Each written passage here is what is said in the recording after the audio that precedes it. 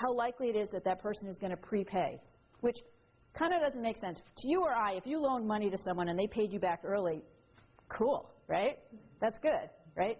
But when you loan money to people at 7 or 8% and the interest rates go down to 4% and they pay you back early and now you have your money and you have to invest it someplace else at 4%. So for investors in mortgages, prepayment is actually a bad thing. It's a risk.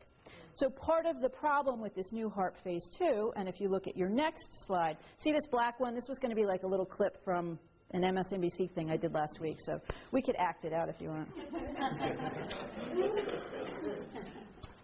But if you look at your next slide, these are actually the costs of this new HARP program from an investor standpoint. And this is one of the reasons that this problem hasn't been solved.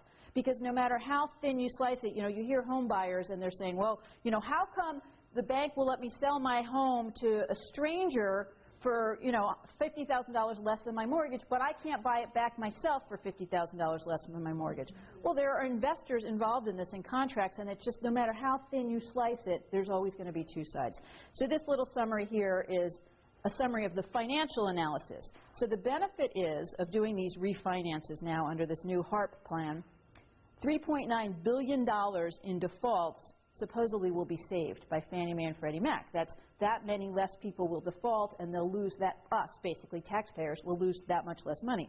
But because of the prepayment, and because now this money has to be invested at a lower rate, $15 billion of private investor money is going to be lost, private investor revenue, and $4.5 billion of government money that Fannie Mae and Freddie Mac would have earned on those loans at the higher interest rates is going to be lost. So I include this just so that you understand that it sounds like a no-brainer.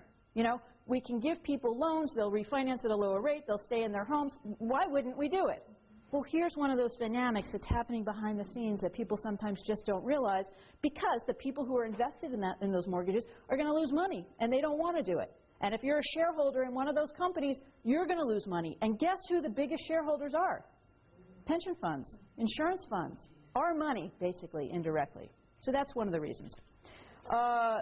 From a real estate practitioner standpoint, I love this one, and I thank my partner David Blattner for this. You all will understand this. But the potential with this HARP refinance now, HARP Phase 2 that started last week, 20 million new loans, $3.66 trillion in revised debt, and over $7 billion in title insurance premiums for real estate attorneys and paralegals, if we can get the business. Anyone heard of short sales? Yeah. Okay, that's the next flavor of programs under this, in this bucket. And that program for the government was called the Home Affordable Foreclosure Alternative, okay, HAFA. And HAFA came out about a year after the president announced his first plan for the modifications and refinances. And you see, this evolves as sort of the problem evolved. And originally he came out and he said, everyone's going to get a modification. Does anyone remember hearing that on TV? Anyone remember? Does anyone know anyone who applied for a modification? How many people know someone who applied and did not get it? Most people didn't get it. But what they got was this really like Kafka-esque experience with banks. So how familiar does this sound? I tried to work with the bank, but they just completely didn't cooperate, so screw the bank. If we've heard that, there are tens of millions of kids around the country who are hearing that at their dining room table and growing up with that value. And I don't know how beneficial it is to Devin and Brooke or your kids to be living in a society 20 years out where people think they can just walk away from bank obligations, which is not the whole picture, but it's one slice of that picture. In any event, so the administration realized this too. They originally came out with the modifications. They realized you can't make a home be affordable, especially here in South Florida. I mean, if you've got, even if they lower your mortgage payment, you've still got big taxes, big insurance. If you should be in a 2-bedroom condo and you're in a 4,000 square foot house out in Pembroke Pines, you've got 3 air conditioning units in the yard. You can't make that be affordable just by lowering the mortgage payment. So the administration realized this. They came out a year later with HAFA, and they started promoting short sales and deeds in lieu. Is everyone familiar with what a short sale and a deed in lieu is? You think short sales, but my next door neighbor, who's this brilliant doctor, she went to Duke and really a smart, Berkeley, smart girl, she told me about 2 weeks ago that she thought a short sale was when it was a sale that took less time. It was like shorter time. So I said, no, a short sale is a sale for short people.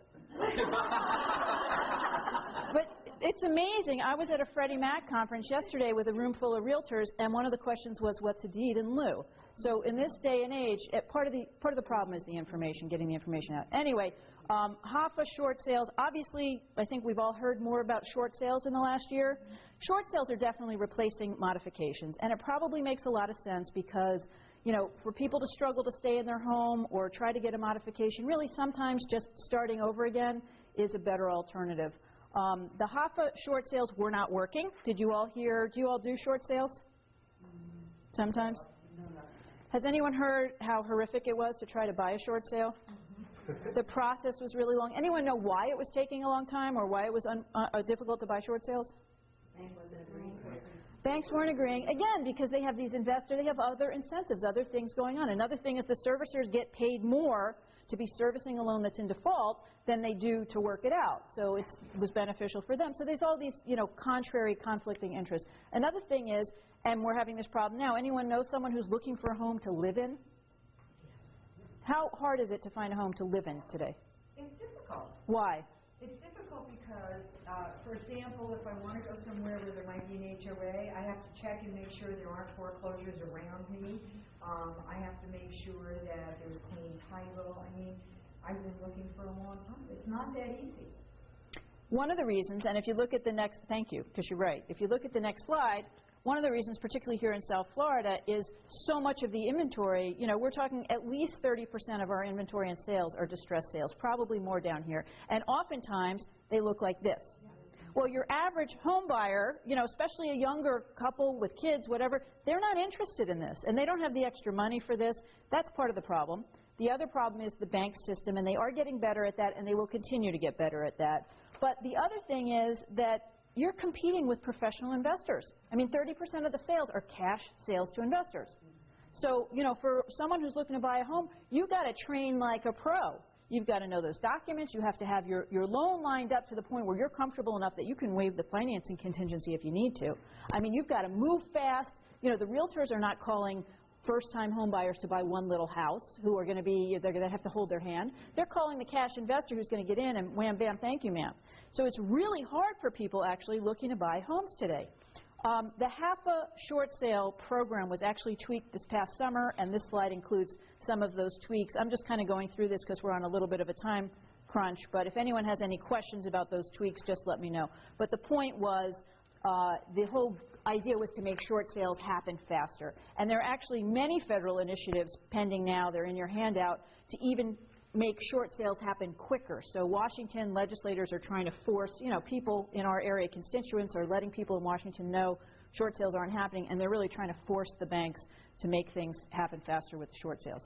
Has anyone heard, I asked you before, about any of these foreclosure prevention workshops and things like that? Okay. That's another area that the triage initiatives, the foreclosure intervention, we've seen a lot of. We're not going to see as many of those. They just weren't working. Something like for every 8 million people who were invited, like 58,000 showed up. So that would be like inviting 8,000 people to your bar mitzvah or wedding and having 58 people show up. You know, after you did that a bunch of times, you'd kind of figure out that people don't want to come. And it took the government a little while, but they figured that out. So I think we're going to see less of those. We're going to see more. I don't know if anyone's seen the public service announcements on TV for Fannie Mae. Has anyone seen those recently?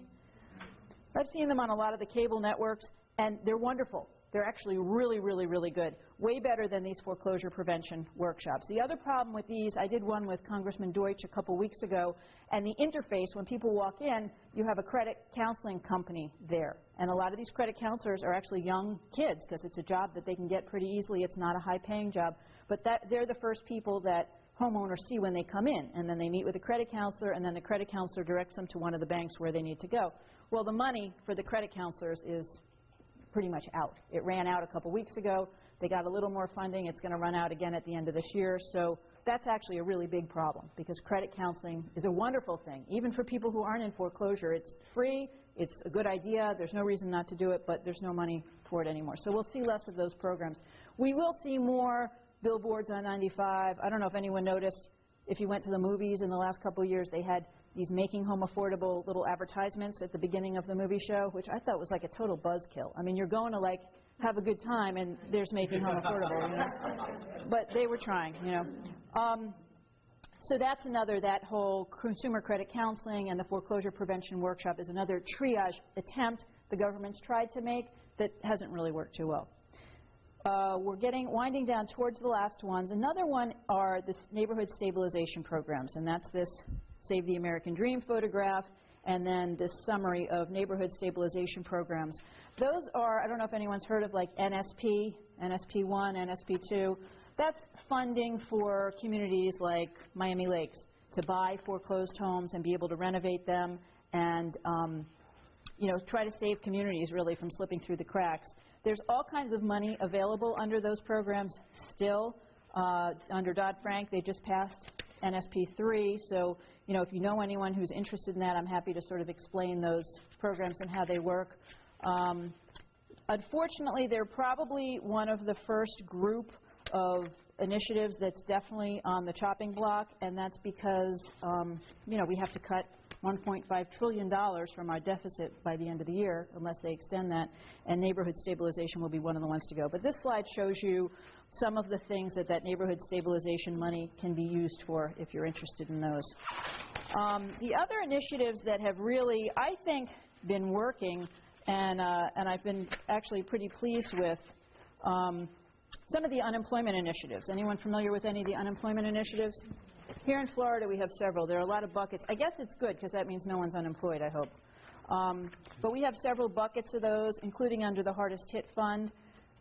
One thing that concerns me with that is that they don't expire until 2017, which I think you guys can kind of read between the lines and see that that means the federal government is telling us that this problem is not going to go away until at least 2017, which is a little bit discouraging. Under the American Jobs Act, which also is something that President Obama is pushing, there's an initiative there to provide funding for the construction industry, which could be really helpful for us because that's something like 20 million jobs across the country that have been lost. And he's looking to put people back into work, fixing up some of these foreclosures, working on these projects, which I think is probably a good idea. Leveraging the Fannie Mae and Freddie Mac was one of the other buckets I told you about. There's a program I really like that's called Lease for Deed. I think we'll be seeing a lot more of that. There aren't that many real estate practitioners here, but I think we'll be seeing a lot more clients calling and saying that, you know, they don't want a modification, they don't want a short sale, they want to be able to deed the property back to the bank and stay there as a tenant. So we'll be reviewing a lot of leases. I love that program. There was actually a RFI, which is a request for information that was put out by the Federal Housing Finance Authority in August. That's the conservator for Fannie Mae and Freddie Mac. They were basically sort of punished. That's like being in the principal's office, and the Federal Housing Finance Authority is sort of overseeing them now. They put out a request for information because they wanted to know, they wanted suggestions from the industry on how they should get rid of all these REOs that the government's going to be having. There are officially right now 3.5 million homes listed for sale in the United States. Does anyone have any idea how many homes are in shadow inventory, meaning in the foreclosure process right now or owned by a bank or a government agency and just not listed officially on the market right now? At least that many. At least that many. It's 3.5 officially listed, 3.5 million. If you added in the actual empty homes that are sitting around there or people living there for free now, it would be somewhere between 7 and 8 million homes. And a lot of those obviously are in the hardest hit states. Does anyone know which are the hardest hit states?